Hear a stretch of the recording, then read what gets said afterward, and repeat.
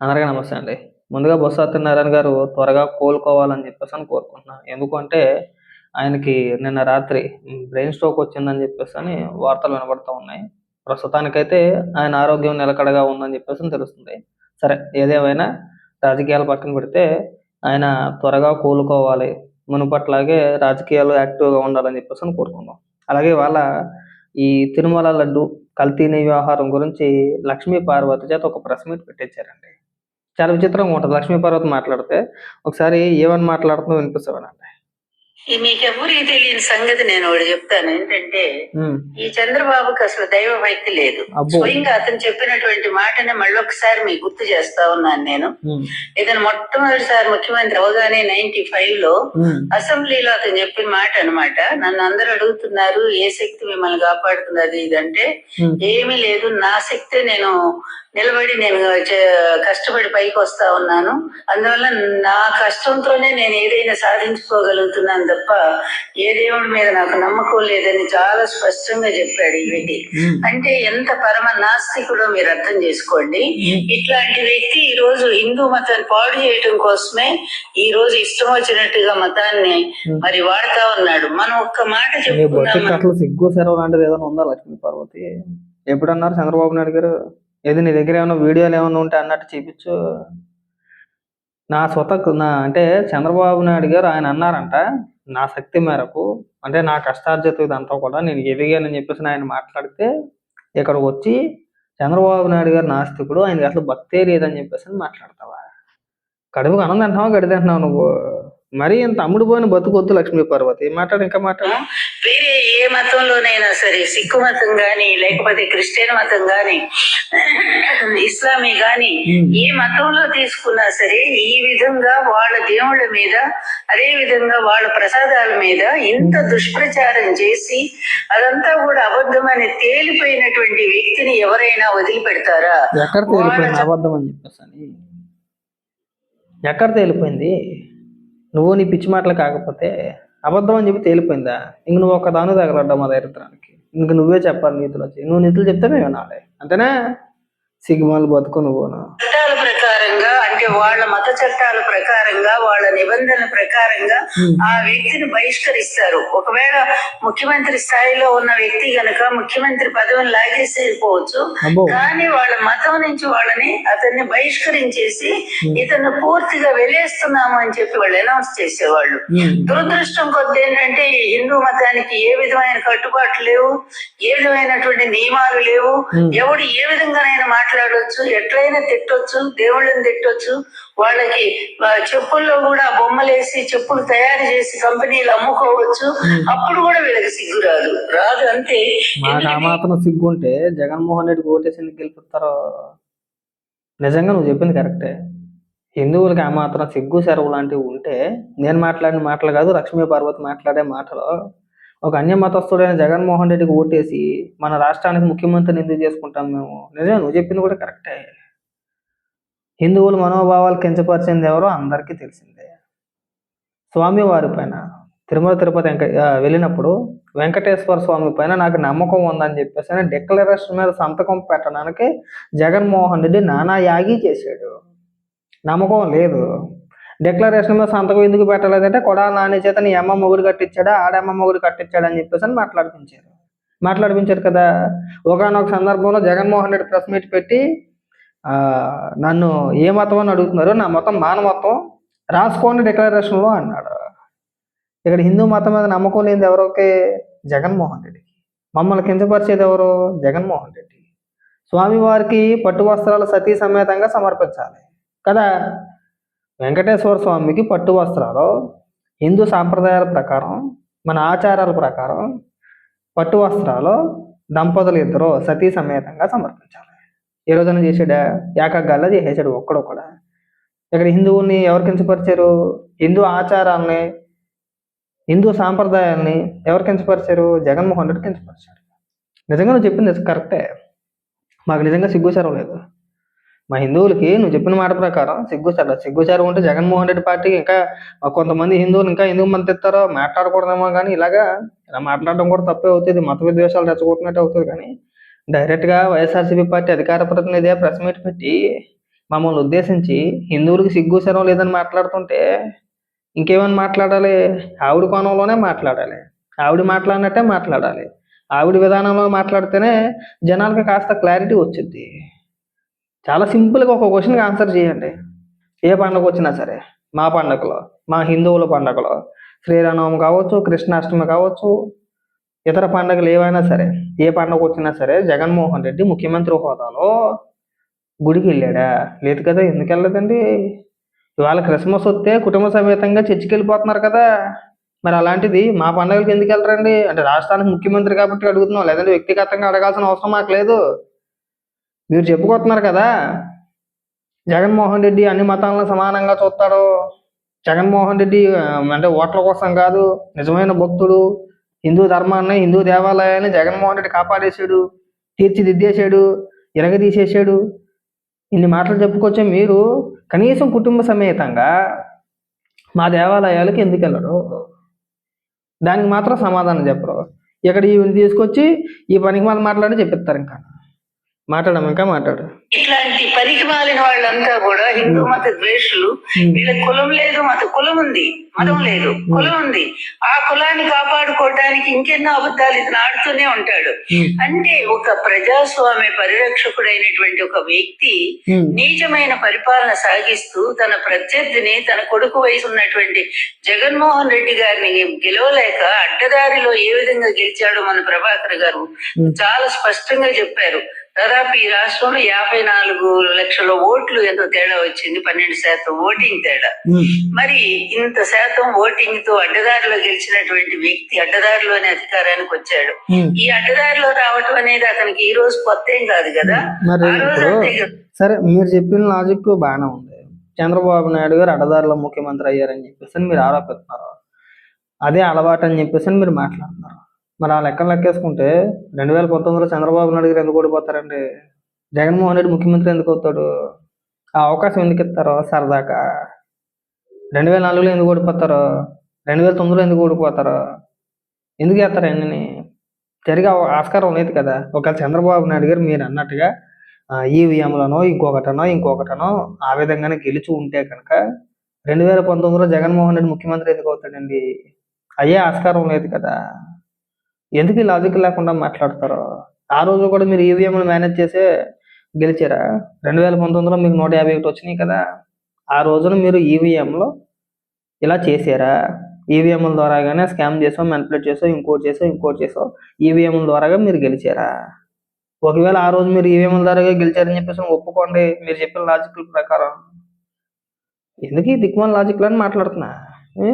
94 elections లో ఎన్టీఆర్ గారు నేను ఎంత కష్టపడి రాష్ట్రం అంతా పర్యటించి మొత్తం 258 సీట్లు మా కమ్యూనిస్టులతో సహా ఆ ఎలక్షన్ లో నువ్వు ఎవరెవరికి టికెట్లు ఇప్పించావు, గెలిచిన తర్వాత ఎవరెవరికి మంత్రి పదవులు అని చెప్పేసి అని వడ్డానాలకి, శివరింగులకి, నకిలేసులకి, బంగారు ఆభరణాలకి ఎవరికెవరికి టికెట్లు అమ్ముకున్నావో, ఎవరెవరికి ఆశ చూపించావో, ఎవరినెవరిని డబ్బులు అడిగేవో, ఎవరి దగ్గర దాచేవో, ఆ దాచిన వ్యక్తి తర్వాత ఏం చేసాడో, ఆ దాచిన వ్యక్తి గల కొడుకు వాళ్ళు ఏ పార్టీలో ఉన్నాడో అందరికీ తెలిసిందే.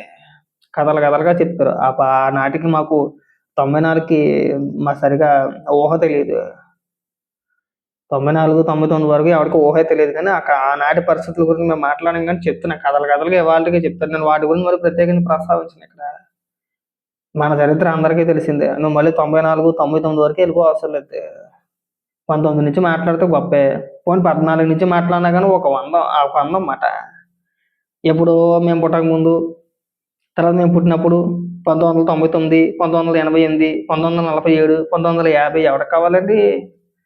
ప్రస్తుత రాజకీయ పరిస్థితుల గురించి, రాష్ట్రంలో ప్రస్తుతం జరుగుతున్న అంశాల గురించి మాట్లాడానంటే ఎప్పుడో 1999, 94, 96, 90 నేను వీరగంధం సుబ్బారావుని ఎలా పెళ్లి చేసుకున్నాను, వీరగంధం సుబ్బారావుని ఎలా జాయిన్ అయ్యాను, వీరగంధం సుబ్బారావు నన్ను ఎలా చదివించాడు, వీరగంధం సుబ్బారావు నేను ఎలా పెళ్లి చేసుకున్నాను, పెళ్లి చేసుకున్న తర్వాత ఎన్టీ రామారావు గారి దగ్గరికి కథలు రాస్తాను అని చెప్పేసి నేను ఎలా దగ్గర అయ్యాను, కథల పేరుతో దగ్గర అయ్యి ఎన్టీఆర్ గారిని వల్ల వేసుకొని ఆయన ఎలా పెళ్లి చేసుకున్నాను, ఇవన్నీ మాకు ఎందుకండి? అవన్నీ మాకెందుకండి? ప్రస్తుత రాజకీయ అంశాల గురించి మీరు మాట్లాడండి. తిరుమల తిరుపతి వ్యవహారంలో, కల్తీని వ్యవహారంలో మీరు అవినీతి చేశారా చేయలేదా? 38 మంది పేర్లు ఏంటి? వాళ్ళకి మీ పార్టీకి ఉన్న సంబంధాలు ఏంటి? వాళ్ళ గతంలో టీటీడీలో ఏ హోదాలో ఉన్నారో, వాళ్ళని నియమించింది ఎవరు? అందులో అన్ని మతస్థులు ఎంతమంది? ఎవరు నియమించారు? అవన్నీ మాట్లాడదాం కదా. అవన్నీ కూడా అవి మాట్లాడరు. ఈవిని తీసుకొచ్చి కూర్చోబెడతారు. ఇంక ఈవిడ లవ్ స్టోరీలు, ఈమె పెళ్ళి, ఈవిడ వ్యవహారం, ఇంక ఈవిడ అన్నీ చెప్పుకుంటూ వస్తుంది. మాకెందుకండి అవన్నీని? మీరు మాట్లాడితే నమ్ముతారు ఎవరైనా సరే. ముఖ్య కారణం చెప్పను నేను. వైఎస్ఆర్సీపీ పార్టీ ప్రధానంగా 151 సీట్ల నుంచి 11 స్థానాలకు పడిపోవడం ముఖ్య కారణాల్లో వైఎస్ఆర్సీపీ పార్టీ నాయకులు మాట్లాడిన భాష ఒకటైతే, రెండోది లక్ష్మీ పార్వతి లాంటి వ్యక్తులు ముందెట్టి ప్రెస్ మీట్లు పెట్టించి చంద్రబాబు నాయుడు గారిని తిట్టించడం ఒక్కొక్కటి. రెండో రీజన్ అది. ప్రధాన కారణం వైఎస్ఆర్సీపీ పార్టీ నాయకులు మాట్లాడిన బూతులు. రాష్ట్ర ప్రజలు దాన్ని యాక్సెప్ట్ చేయలే. వీళ్ళేంట్రా మంత్రులుగా ఉండి, ఎమ్మెల్యేలుగా ఉండి, ప్రజాప్రతినిధులు అయ్యి ఉండి డైరెక్ట్గా ముఖ్యమంత్రి అప్పట్లో జగన్మోహన్ రెడ్డి, ఆ రోజు ముఖ్యమంత్రిగా ఉన్న జగన్మోహన్ రెడ్డి పెళ్ళిళ్ళు పెళ్ళాలని చెప్పేసి నీచంగా మాట్లాడుతున్నాడు. అసలు ఏమనుకుంటున్నారు వీళ్ళని చెప్పేసి అని జనం ఎవరు కూడా యాక్సెప్ట్ చేయలే. పరిపాలన సంగతి పక్కన పెట్టండి, అదొక కారణం అయితే ప్రధానంగా ఈ రెండే కారణాలు.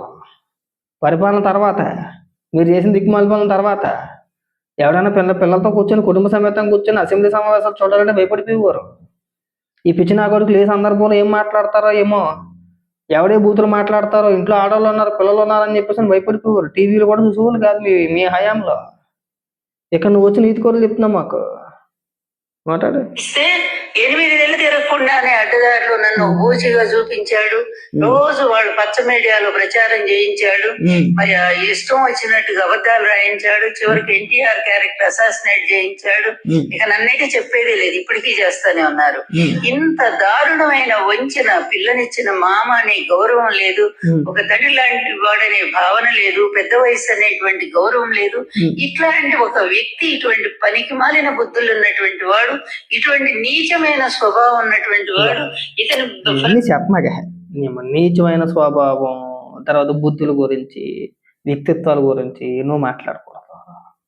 అసలు నువ్వు మాట్లాడడం చాలా మహాపాపం. అది తెలుసా? నువ్వు ప్రెస్ మీట్ పెట్టి మాట్లాడడమే మహాపాపం లాంటిది. అది మేము చూడడం ఇంకా దరిద్రం. అది నీకంటే వయసులో 30 ఏళ్ళు, 30 ఇంచుమించు 30 పైన అనుకుంటా. ఏదో ఒక ఇంటర్వ్యూలో నేను చూశాను. నేను ఎన్టీ రామారావు గారిని పెళ్లి చేసుకునే సమయానికి ఆయన వయసు 70 ఏళ్ళు, నా వయసు 30 ఏళ్ళు అని చెప్పేసి నువ్వే చెప్పుకోవచ్చు. 30 చిల్లర, నాకు అంత ఐడియా లేదు. నువ్వు ప్రేమ చూసి వెళ్ళావా? ప్రేమతో ఎన్టీఆర్ గారికి దగ్గర అయ్యావా? డబ్బు కోసం వెళ్ళావా? హోదా కోసం వెళ్ళావా? హోదా కోసమే కదా, ప్రేమ కోసం అయితే కాదు. నువ్వు ప్రేమ, పకోడి ఇలాంటి అతుకోరు మాటలు మాట్లాడమాక. నీకు పెళ్ళి అయ్యింది. వీరగన్నం సుబ్బారావుని ఆ రోజుల్లో వీరగన్నం సుబ్బారావుకి ఇష్టం లేకపోయినా సరే, లేదులేండి నేను మిమ్మల్ని చేసుకుంటానండి, డాంబు డకారం అని చెప్పేసి నెట్టో గట్ట మభ్యపెట్టి వీరగన్నం సుబ్బారావుని వాడుకొని డబ్బు పరంగా, ఆర్థికంగా నేను చదివించడానికి సుబ్బారావుని గట్టిగానే వాడుకున్నావు. సుబ్బారావు చెప్పిందే వీరగన్నం సుబ్బారావు గారు, ఆయన చెప్పిన మాటలు ఇవన్నీ నేను చెప్పట్లా. ఆయన చనిపోయే ముందు ఒక ఇంటర్వ్యూలో స్వయంగా ఆయనే చెప్పుకొచ్చాడు, నా దగ్గర శిష్యరికం చేయడానికి వచ్చిందండి, ఆ రోజుల్లో నేను చదివించాను, నాకంటే ఉన్నతమైన స్థాయిలో ఉండాలని కోరుకున్నాను, నేను ఆమెను చదివించాను, పెళ్లి కూడా చేసి పంపిస్తాను అన్నాను, కానీ నన్నే పెళ్లి చేసుకుంటానని చెప్పేసి పట్టుబట్టింది. తప్పని పరిస్థితుల్లో పెళ్లి చేసుకున్నాను. ఆ తర్వాత నేను పెళ్లి చేసుకున్న తర్వాత కవిత్వాల పేరుతోని, లేదంటే జీవిత చరిత్రల పేరుతోని ఎన్టీ రామారావు గారికి దగ్గరైంది. ఆయన బుట్టలో వేసుకుంది. తర్వాత ఆయన పెళ్లి ఆడింది.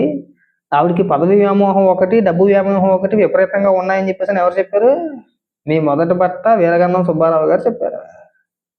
ఇవాళ నువ్వు ఇక్కడికి వచ్చి నీతులు చెప్తున్నావా? ఎవరికండి మీరు చెప్పేది నీతులు? మీలాంటి వ్యక్తులు నీతులు చెప్తే మేము వినాలా? ఇంకా మాట్లాడండి. ఇతని బాల్యం నుంచి మీరు ఇతని జీవితం చూస్తే చాలా క్లియర్ గా మనకు అర్థమయ్యేదంటే, ఇతనికి ఊహ తెలిసిన దగ్గర నుంచి అబద్ధాలతోనో వెన్నుపోట్లతోనే ఎప్పుడు కూడా పిచ్చి రాజకీయాలు చేస్తూనే ఉన్నాడు. యూనివర్సిటీలో కూడా అంతే, కులాల మధ్య చిచ్చు పెట్టాడు. రెడ్డి, కమ్మ అనేటువంటి కులాల మధ్య చిచ్చు పెట్టాడు. అక్కడ అంతే, వాళ్ళ దగ్గర డబ్బులుగా చేసేవాడు, వీళ్ళ దగ్గర డబ్బులుగా చేసేవాడు. కదా చూపించు. నేను అంట వీరగన్నం లక్ష్మీ పార్వతి అనేక రకాల పనులు చేసిందని చెప్పేసి నేను అంటాను. నీ చిన్నతనంలో కావచ్చు, నీ మధ్య వయసులో కావచ్చు, లేదంటే ఒక 30 ఏళ్ళు దాటిన తర్వాత కావచ్చు, ఇప్పుడు ప్రస్తుతం వృద్ధాప్యం అనుకోవచ్చు, ఆల్మోస్ట్ అంతే కదా. నువ్వు చేసిన కార్యక్రమాలు ఏం చిన్నవి కాదు. గతంలో ఒక వాట్సాప్లో కొన్ని మెసేజ్లు అప్పట్లో 2019 ఎన్నికల ముందు అనుకుంటా అప్పట్లో విపరీతంగా సోషల్ మీడియాలో వైరల్ అయినాయి. గుర్తుందా మనకి? పేర్లు ప్రస్తావించాలి, బాగోదు మళ్ళీ ఏడు చచ్చిపోతాం. చెప్తే ఇలా అంటే బాగుంటుందా? మనకేంటంటే ఏదైనా మనకు ఉన్న జబ్బు ఏంటంటే ప్రెస్ మీట్ పెట్టాలి, చంద్రబాబు నాయుడు గారిని కించపరిచి మాట్లాడాలి. అదొకటే వచ్చింది మనకి. దానికి అడ్డగోలుగా ఏది పడితే అది మాట్లాడడమే కదా. ఎవడో నమ్ముతాడా నీ మాటలు? ఎవరైనా సరే నిన్ను చూడడమే మహాపాపంగా భావిస్తాం మేమైతే కనుక.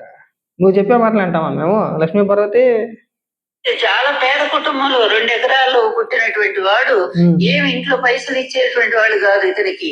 అట్లాంటిది ఎప్పుడు కూడా ఇతర చేల్లో ఉండేటువంటి అమ్ముకోవటం, ఆ డబ్బులు తెచ్చుకోవటం, ఇతని జీవితం అంతా కూడా ఇంత నీచమైన చరిత్ర మరి నీది. ఇప్పుడు వీరగంధం సుబ్బారావు గారి దగ్గర నువ్వు శిష్యరేఖం చేయడానికి జాయిన్ అయినప్పుడు నీ ఆర్థిక పరిస్థితి జీరో కదా. నీ ఆర్థిక పరిస్థితి జీరో కదా. ఇవాళ నీ కోట్ల రూపాయలు ఎక్కడి నుంచి వచ్చినాయి? అంత పెద్ద బంగ్లా ఎక్కడి నుంచి వచ్చింది? నువ్వు తిరిగే కార్ల కాస్ట్ ఎంత? ఎక్కడి నుంచి వచ్చినాయి మనకి? ఎన్టీ రామారావు గారిని వాళ్ళ పని బుట్టలో వేసుకొని చక్కగా ఆయన దగ్గర నుంచి నొక్కేసింది కొంత. తర్వాత అధికారాన్ని అడ్డం పెట్టుకొని, అంటే అప్పట్లో, ఇప్పుడు కాదు అప్పట్లో, ఎమ్మెల్యేలకి కొంతమంది నాయకులకి ఎన్టీ రామారావు గారు నేను ఎంత చెప్తే అంత, నీకు ఏమన్నా పదవులు కావాలంటే కనుక నాకు వడ్డానం కొనవ్వండి, నెక్లెస్లు కొనవ్వండి అని చెప్పేసి అని అప్పట్లో కొంత సంపాదించిన సొమ్ము ఒక వ్యక్తికి దగ్గర దాచిపెట్టావు కదా. వాళ్ళకి అంత సొమ్ము ఎక్కడి నుంచి వచ్చేసింది?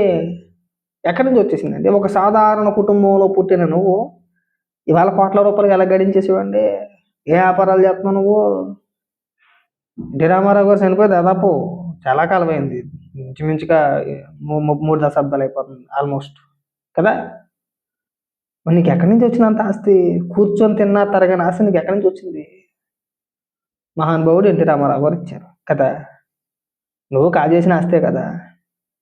ప్రేమ పెళ్లి పేరుతో ఆయన వల్ల వేసుకొని, ఆయన బొట్టలో వేసుకొని, తదనంతరం నీ పేరున కొన్ని ఆస్తుపాస్తులు రాయించుకొని, ఆ వచ్చిన డబ్బుతోటి, ఆ వచ్చిన ఆస్తులతోటి నువ్వు ఇంకా ఉంటారు కానీ పేర్లు ప్రస్తావించదలుచుకోలే, ఎంజాయ్ చేస్తూ బతికేస్తున్నారు అంతేనా. ఇప్పుడు నేను ఇలాంటి ఆరోపణలు చేస్తే బాగుంటుందా లక్ష్మీ పార్వతి? నువ్వు మాట్లాడితే 2 ఎకరాలను ఆ రోజు చూసినది ఎవడో లేడు. చాలా మంది చెప్పుకొస్తారు చంద్రబాబు నాయుడు గారు వాళ్ళ ఫాదరు, వాళ్ళ నాన్నగారు కావచ్చు, లేదంటే వాళ్ళ కుటుంబం కావచ్చు, ఎంతో కొంత ఉన్నతమైన వ్యక్తులే, ఆస్తులు ఉన్న వ్యక్తులే. మరి నీలాగే చిల్లరగా ఏమీ లేకుండా పైకి రాలా. చాలా మంది ఉన్నారు. నేను ఏమీ లేనంత మాత్రాన్ని ఇంకో రకంగా మాట్లాడట్లా. కష్టపడి పైకి వచ్చిన వాళ్ళు బోలు మంది ఉన్నారు. నీలాగా అడ్డదారిలో అందరూ అలా వస్తారని చెప్పేసి నువ్వు అనుకోకూడదు. ఇక్కడికి వచ్చిన నీతులు చెప్పమాక మాకు. శుద్రమైనటువంటి వ్యక్తి ఇతను. ఇట్లాంటి వాడు దురదృష్టం కొద్ది ఆంధ్రప్రదేశ్ చేసుకున్న దురదృష్టం ఏంటో, ఇతనే మరి 3 సార్లు ముఖ్యమంత్రిగా రావటం జరిగింది. ఎట్లా వచ్చాడంటే అందరికీ తెలిసినటువంటి సత్యమే. ఎన్ని అడ్డదారులు దొక్కుతాడో, అవసరానికి ఏదేని ట్రంప్ కార్డుగా వాడతాడో మనం చూసాము. గతంలో బీజేపీతో 99లో బీజేపీతో స్నేహం పెట్టుకున్నాడు.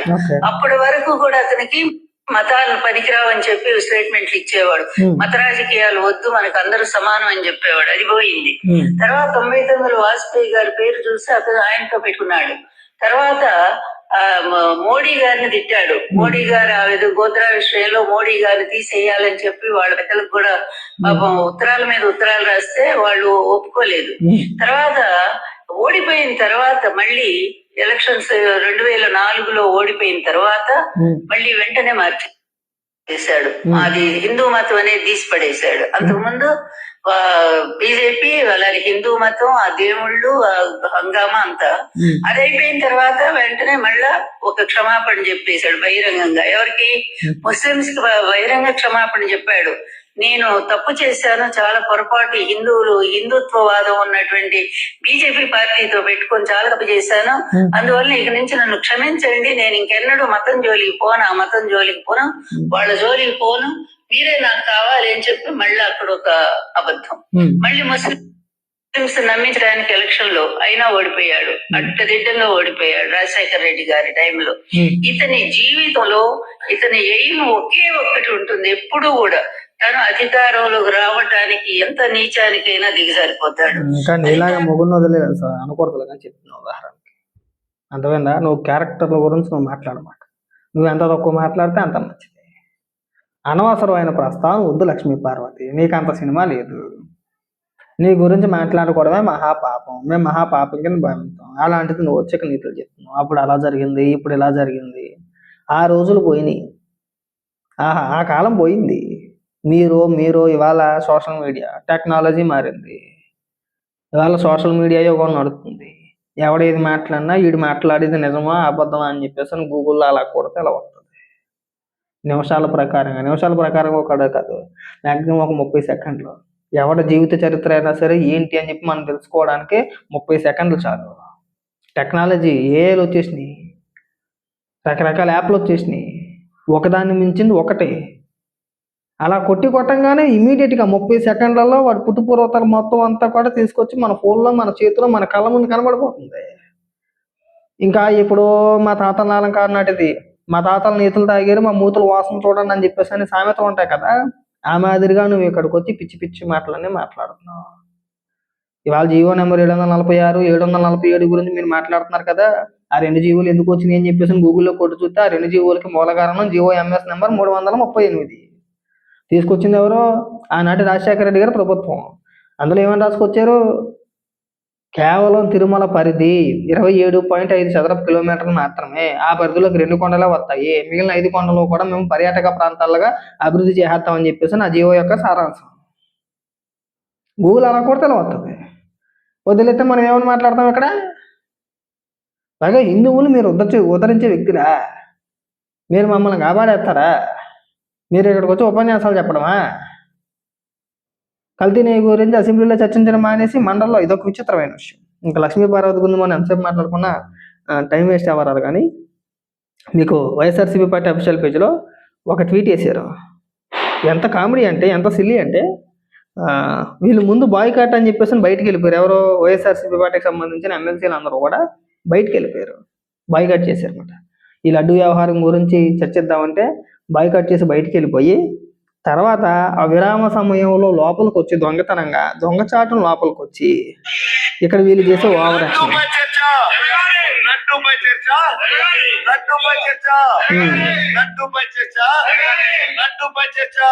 ఆ శాసన మండలిలో ఒక్క నిమిషం ఉండండి. కౌన్సిల్లో కేవలం వైఎస్ఆర్సీపీ పార్టీ నాయకులు మాత్రమే ఉన్నారు. మండల చైర్మన్ గారు లేరు, తెలుగుదేశం పార్టీకి సంబంధించిన ఎమ్మెల్సీలు లేరు, మంత్రులు లేరు, ఎవరూ లేరు. కేవలం వైఎస్ఆర్సీపీ పార్టీ ఎమ్మెల్సీలు మాత్రం ఎవరో లేనప్పుడు లోపలికి వచ్చి అక్కడ కూర్చొని లడ్డూపై చర్చ జరగాలి. ఎవరు లేనప్పుడు దొంగతనంగా వచ్చి దొంగచాటును వచ్చి లోపలికి విరామ సమయంలో లోపలికి వచ్చి వీళ్ళు ఆడే డ్రామాలు అన్నమాట. ఇది ఎవడో చెప్తున్నారు మీరు? ఎవరు నిజంగా ఒక పక్క తెలుగుదేశం పార్టీ ఎమ్మెల్సీలు లేదంటే మంత్రులు ఉంటే కనుక మీరు అంత హ్యాపీగా, అంత చక్కగా పక్క నుంచి ఎలాంటి శబ్దాలు వినబడకుండా, ఎలాంటి నాయిస్ లేకుండా మీరు చక్కగా నినాదాలు చేసుకుంటూ ఉంటే అటు పక్క నుంచి ఎమ్మెల్సీలు, మంత్రులు ఊరుకుంటారా? అటు పక్క నుంచి వాళ్ళు కూడా పిలుస్తారు, మాట్లాడతారు, కేకలేస్తారు, రెండు చర్చగా అని చెప్పేసి వాళ్ళు కూడా మాట్లాడతారు. ఆ మాటలు ఎక్కడ కూడా వీడియోలో కనిపించవు. మీరు చాలా స్పష్టంగా చూపిస్తూ చూడండి ఆ వీడియో మొత్తం, పూర్తి వీడియో. చైర్మన్ గారు కూడా లేరు అక్కడ. ఉన్నారా?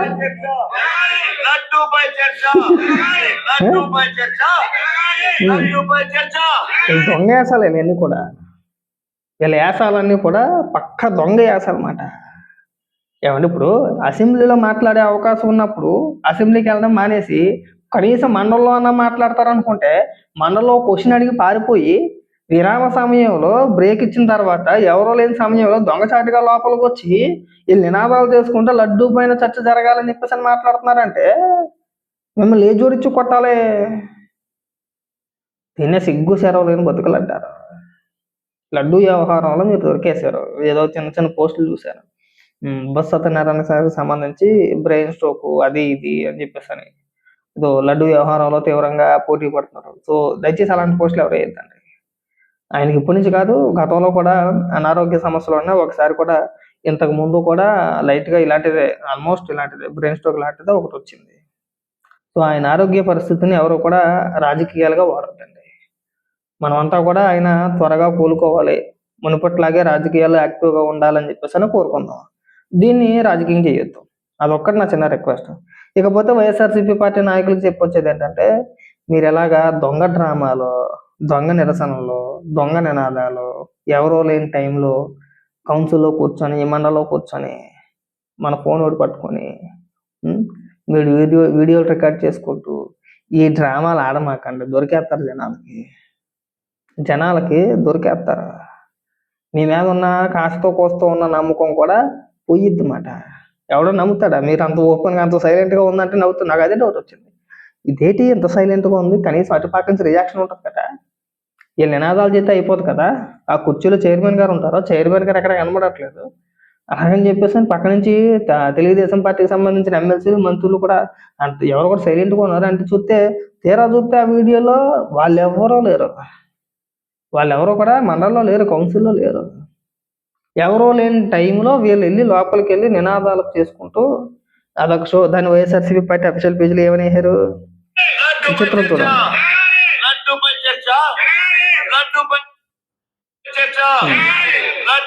లడ్డు వ్యవహారంతో ప్రభుత్వం పాలయానం అంట. చర్చకు అంగీకరించిన ప్రభుత్వం, అట్టుడుగుతున్న శాసన మండలి. చర్చ కోసం సభలోనే ధర్నాకు దిగిన వైఎస్ఆర్సీపీ. చర్చ జరగాల్సిందేనని వైఎస్ఆర్సీపీ పట్టు. నిన్న చర్చ ప్రారంభమైన తర్వాత ఉద్దేశపూర్వకంగా అధికారపక్షం అడ్డుకుంది. ఇవాళ చర్చను కొనసాగాలని చెప్పేసి చైర్మన్ చర్చను ప్రారంభిస్తూ మా సభ్యుడికి అవకాశం ఇచ్చారు. వైఎస్ఆర్సీపీ పార్టీ తరఫున ఎమ్మెల్సీ చంద్రశేఖర్ రెడ్డి చర్చను ప్రారంభించారు. ఉద్దేశపూర్వకంగా చర్చను పయ్యావుల కేసు అడ్డుకున్నారు. మైక్లో బేరాల పలుకుతూ చర్చ జరగకుండా కుట్రపూరితంగా అడ్డుకున్నారట. హెరిటేజ్ ఇందాపూర్ గుట్టు బయట పెడతాం, నెయ్యిపై దుమారం వెనక రాజకీయ కుట్ర, చంద్రబాబు వ్యాపార లబ్ధి ఉన్నాయి, మొత్తం కుట్రకు సంబంధించిన సాక్ష్యాల ఆధారాలు ఉన్నాయి, వాటన్నిటినీ సభ ద్వారా ప్రజల ముందు ఉంచుతామంటున్న వైఎస్ఆర్సీపీ. ఎప్పుడు? విరామ సమయంలో. వీళ్ళ దగ్గర ఉన్న ఆధారాలన్నీ ఎప్పుడు బయట పెడతారంటండి? విరామ సమయంలో, కౌన్సిల్లో ఎవరో లేనప్పుడు, చైర్మన్ బయట ఉన్నప్పుడు, తెలుగుదేశం పార్టీకి సంబంధించిన ఎమ్మెల్సీలు, మంత్రులు బయట ఉన్నప్పుడు వీళ్ళన్న ఆధారాలన్నీ తీసుకెళ్లి మండల జనానికి చూపించేసారు అనమాట. ఏం చూపించారంటే సెల్ ఫోన్లో ఒక సెల్ఫీ వీడియో తీసుకున్నారు. దాన్ని తీసుకొచ్చి ఇక్కడ ప్రచారం చేసేస్తున్నారు. కాస్త అయినా సరే కడుపుకు అన్నం తినవాడు ఎవడన్నా సరే నీకు నిజంగా సిగ్గు చెరవ ఉంటే ఈ కల్తీ వ్యవహారం, నీ వ్యవహారం పైన, ఈ తిరుపతి లడ్డు గురించి కావచ్చు, దేని గురించి అయినా మాట్లాడాలి అనుకుంటే అసెంబ్లీకి వచ్చి అసెంబ్లీలో మాట్లాడండి. అది మగోడతాను. ఎంతసేపు ఈ పనికి మళ్ళీ తేడా రాజకీయాలు చేయమాకండి. లక్ష్మీ పార్వతిని తీసుకొచ్చి, ఇంకొకరిని తీసుకొచ్చి, వాళ్ళతో మాట్లాడిపించి, వీళ్ళతో మాట్లాడిపించి, ఎవరో లేని టైంలో దొంగతనంగా కౌన్సిల్లోకి వెళ్ళి అక్కడ వీడియోలు తీసుకొని అది మన సోషల్ మీడియాలో అప్లోడ్ చేసుకొని, ఇవన్నీ మరీ చిన్నపిల్లలు అనుకుంటున్నారా? సరే మరీ ఏ కాలంలో ఉన్నారు మీరు? 2014 నుంచి 2019 వరకు చేసిన విష ప్రచారాలు రాష్ట్ర ప్రజలు చూశారు, విన్నారు, నమ్మారు. ఇప్పుడు ఆ పరిస్థితి లేదు. పరిస్థితులన్నీ కూడా తారుమారు అయిపోయినాయి. మీరు ఇంక ఈ అడ్డగోలు వాదన పక్కన పెడితే బాగుంటుందండి. దీనివల్ల మీకే నష్టం, మీరే నష్టపోతారు. ఎవరు నష్టపోరు దీనివల్ల, మీరే నష్టపోతారు. ప్రజలందరూ అన్నిటినీ గమనిస్తున్నారు. మీరేం మాట్లాడుతున్నారో, తెలుగుదేశం పార్టీ నాయకులు ఏం మాట్లాడుతున్నారో, తిరుపతి లడ్డు వ్యవహారంలో, కల్తీని వ్యవహారంలో మీరు ఎంతవరకు చేశారు అనేది రాష్ట్ర ప్రజలు గమనిస్తున్నారు. అది గుర్తుపెట్టుకోవాలి బాగా.